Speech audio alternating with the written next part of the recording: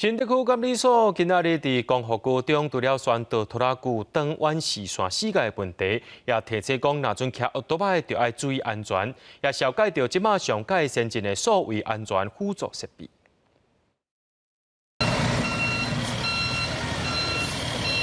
哇哦！大卡车准备转弯，无说你就甲涂骹的家规仔搞互破。一般大车视线有死角，为着提升安全。 即卖有上新的所谓安全辅助设备，在车子的前方，它呢有防撞系统。如果靠近了车辆的话呢，它会有自动刹车的部分。这个是为了确保司机的安全，确保这个我们用路人的安全。视野辅助系统，然后它呢会照我们的左后方，右边呢会照右后方，提高驾驶人的注意，因为。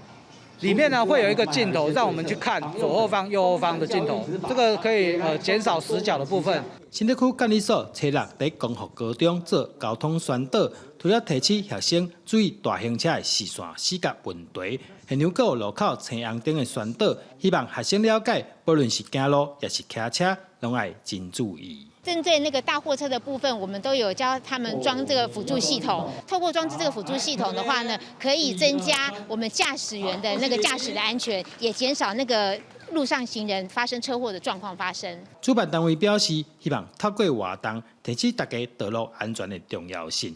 另外，也鼓励卡车司机参客运业者利用科技来提升赛车的安全性。记者杜君和新竹报道。